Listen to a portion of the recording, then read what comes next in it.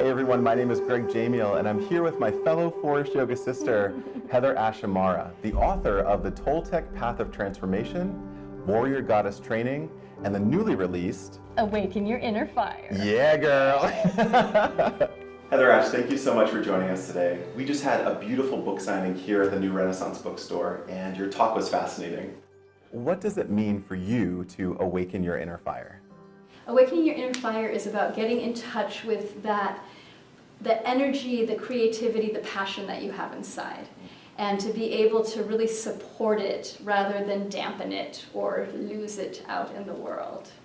And how do we sustain our energy over time so that we don't burn out, get all amped up, and then just let it go?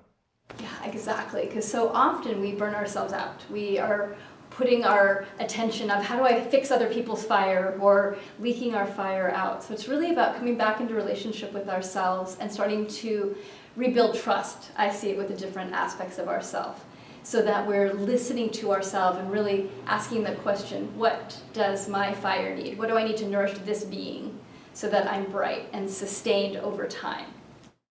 Can you tell us what are some ways that we can subconsciously dampen our fire sometimes?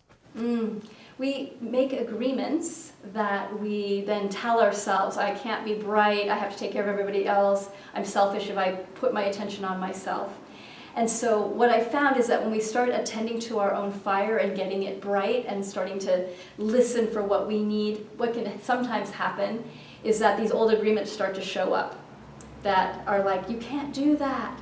So we need to stay steady with ourselves and let those clear and keep doing what we know is in our own best interest. And that will serve everybody in the long run. Yeah. So you speak about creating space.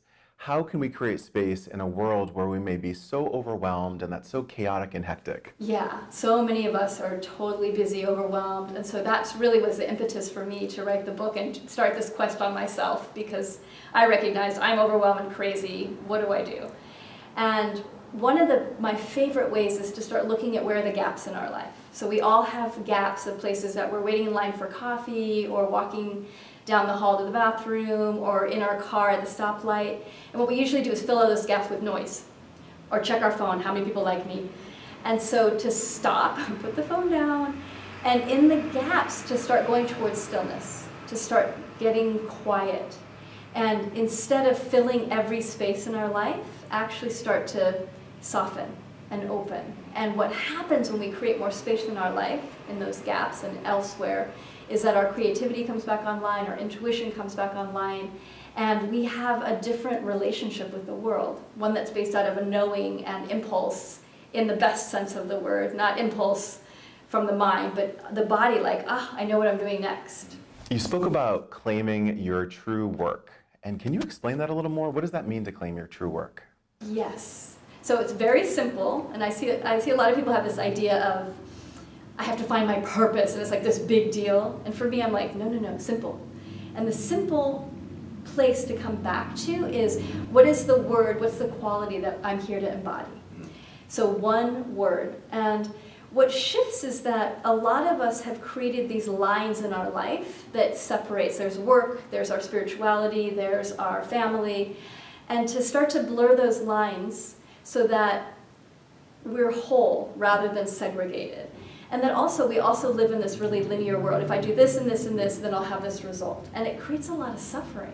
There's places where linear thinking is really helpful, but really how the world works is in cycles. Right.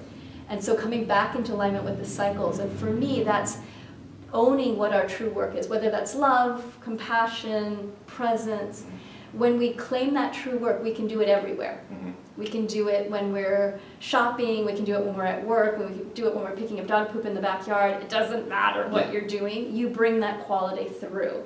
And that then ripples out. I see it as circles and impacts everyone around us, instead of I'm going to do it one way. Sure. It affects everybody. And how did you find your passion? How did you find your true work? I found it by listening to what I was craving. What I was craving, and it appeared like it was what I was craving outside, but when I really paid attention, I was like, oh, I'm craving that here.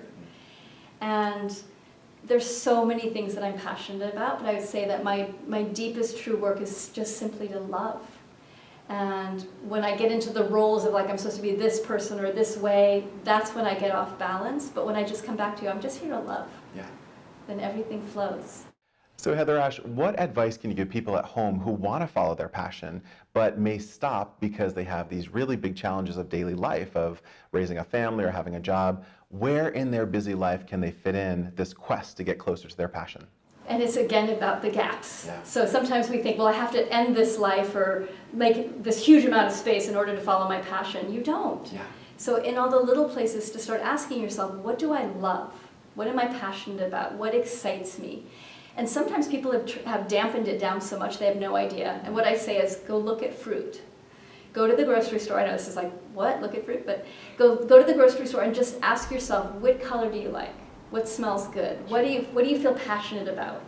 And that can be an entry point in to start navigating your life, to just ask yourself, what lights me up? What makes me excited? And then do more of those things. And your being will lead you more and more towards what your passion is. Just about permission, giving ourselves permission to follow those threads and explore. And that's something everyone can do. Yes. You can do that right now. Exactly. Right now. Yeah. Don't have to wait. HeatherAsh, thank you so much for taking the time in your busy tour. Thank you again for stopping by. Thank you. If you'd like to learn more about HeatherAsh or buy one of her 3 amazing books, you can visit Amazon.com or your local bookstore. If you'd like to see more videos like this, subscribe to my channel on YouTube.